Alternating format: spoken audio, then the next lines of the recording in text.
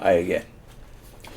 In the previous 4 episodes in our coverage of Ignatius, Bishop and Martyr, which by the way you can get on our website, onewonders.org, in the PDF archive, in our coverage of his letter, that is Ignatius's letter to the Ephesians, written around 105, we've already covered the points that he praises their unity and their clinging to the order of the church as it was passed on to them by the apostles and their elders and their bishop.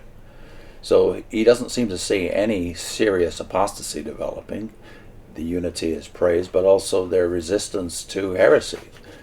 He's already mentioned false teachers in the previous section. That is our 4th video. And he says in the second last paragraph that we read last time, "Let not then anyone deceive you, as indeed ye are not deceived." So yes, the exhortation continues that they are to resist heresy, resist false teachers, and as we've already said, you have the evidence in John himself, namely 1 John chapter 2, that the heretics didn't take over the church.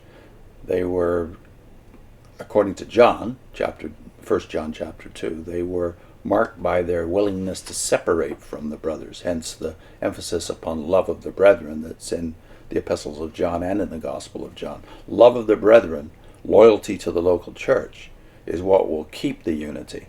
That's continued to be stressed here. Stressed in the next section. He goes on, "And pray ye without ceasing in behalf of other men." Oh, he doesn't even say just the brethren, other men. "For there is in them hope of repentance, that they may attain to God." Now that other men seems to also include these heretics who have, by this time, many of them left the church. "See then that they be instructed by your works." Notice the stress here in the next few paragraphs on right Christian conduct. "See then that they may be instructed by your works, if in no other way. Be ye meek in response to their wrath, humble in opposition to their boasting.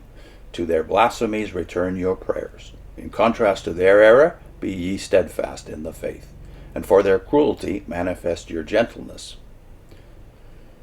So he seems to be responding here not just to the claims of the heretics who by this time have separated, but also the world's reaction to Christianity. How do we mollify the world? How do we resist the temptation to compromise with the world?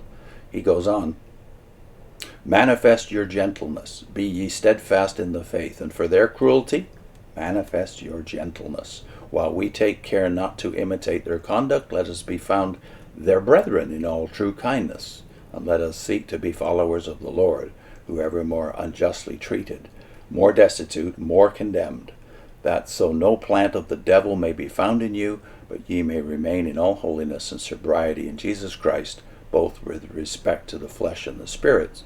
So we notice that there's no command here to shun those who have separated, what the Watchtower would call apostates from the faith. There's no command to treat them in any different way, but rather be better examples of Christian conduct than they are.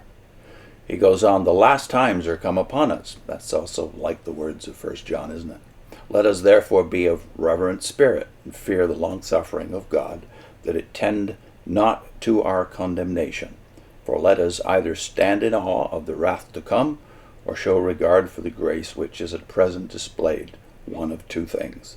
Only in one way or another let us be found in Christ Jesus unto the true life.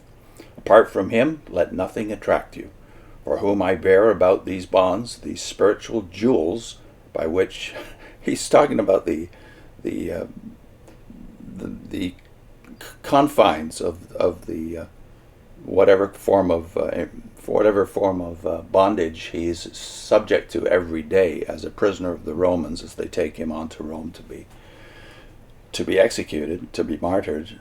He's talking about the glories of wearing these proofs that he is a true Christian, as Paul did glory in that when he was in bonds.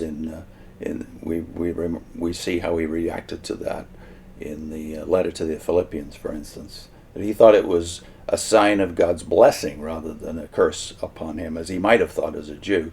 Suffering was, according to the Old Testament, a sign that God wasn't blessing you. But now in the New Testament, the cross has turned all this upside down.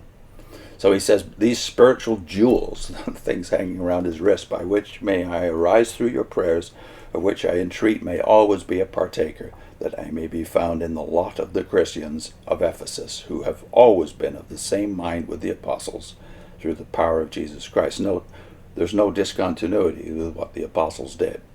He sees it alive in the Ephesians that he's writing to. I know both who I am and to whom I write. I am a condemned man, ye have been the objects of mercy. I am subject to danger, ye are established in safety. So it looks like the Ephesian church is not being harassed or persecuted at this point. Ye are the persons through whom those pass that are cut off for the sake of God. Ye are initiated into the mysteries of the gospel, with Paul, the holy, the martyred, the deservedly most happy. That's a curious expression. So does he think Paul doesn't exist anymore?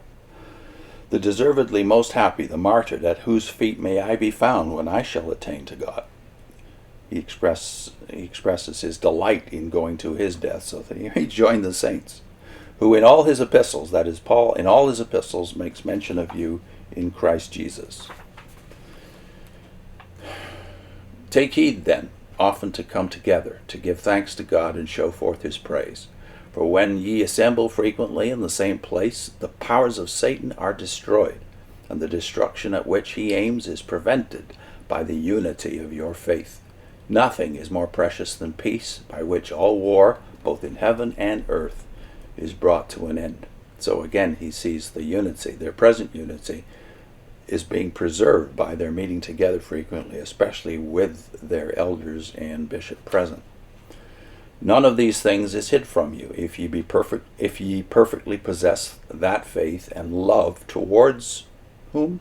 Christ Jesus, which are the beginning and the end of life. For the beginning is faith, and the end is love.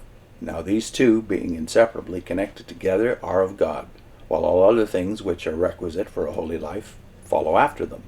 So the priority in Ignatius's view is faith and love. Sounds again like Paul, doesn't it?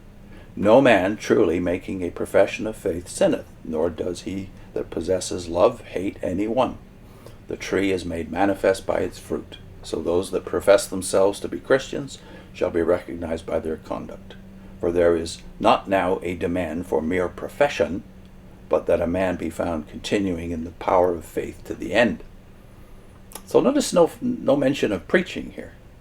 It's conduct, and now it's stressed that that conduct is the fruit of the Spirit, not what you say. Now he adds to that thought here.